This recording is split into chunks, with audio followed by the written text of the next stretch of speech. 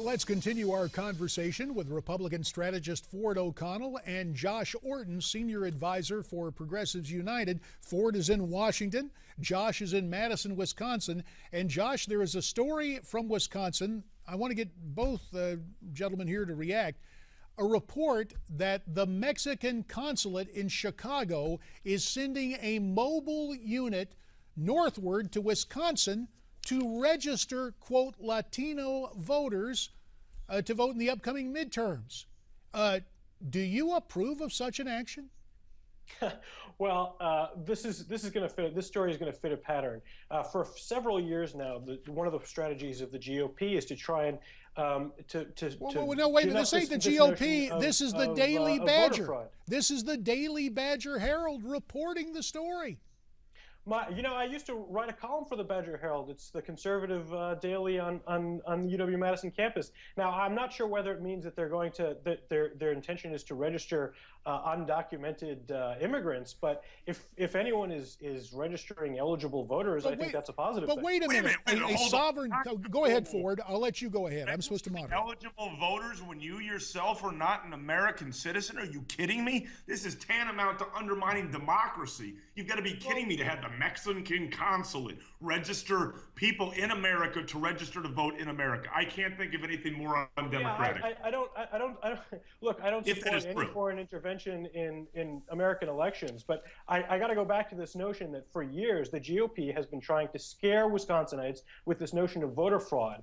There hasn't been any documented cases besides one Scott Walker voter. So look, there's been charges across the country, including in Colorado. You keep trying to pretend that this boogeyman doesn't exist, whether it's voter suppression or basically tainting the ballot box. This does occur. You guys just choose not to have it, and I have nothing wrong with the voter ID laws, and neither does the Supreme Court. I think we need to ensure the integrity of the ballot box at all costs because it's a bedrock of democracy.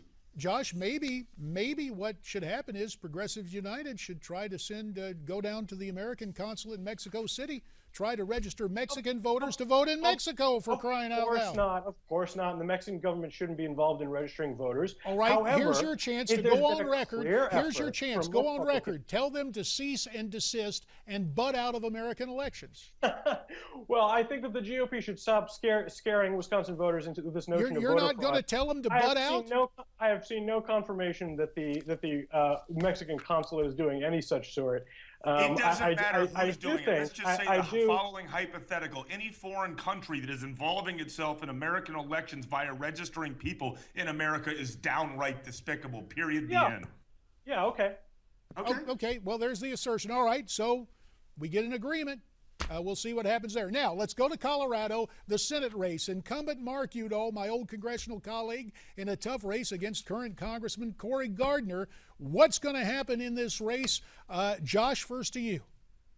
Yeah, it's a good question. They got in a really heated debate last night out in Colorado. And I think that one of the questions that came up for Cory Gardner is, why was he sitting idle when the U.S. government was shut down last year? And what's going on with this personhood amendment support that he seems to be trying to duck away from? You know, this is a guy who's changed his position on this several times, and this is coming up for GOP leaders in Wisconsin and Colorado, all over the country, who are trying to split the baby here, so to speak, on personhood amendments. They say they're for them for the base, but when the reality of the opposition to simple birth control comes out, they try and run away from it because it's not popular with the public. Ford O'Connell, last word to you, 30 seconds. This is a neck-and-neck race. If Cory Gardner wins, it will be on national security. Republicans have a 23-point edge. It'll also be on the economy where we have a 9-point edge. The question is the following. For Udall to win, there's 100,000 female voters outside of 2 counties of Denver,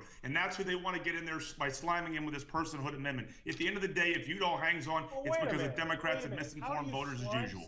How do you slime someone with something they supported?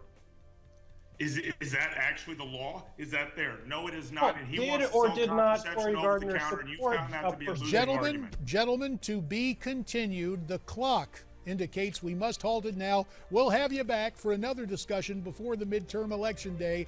There is more of America's Forum coming up here on Newsmax TV.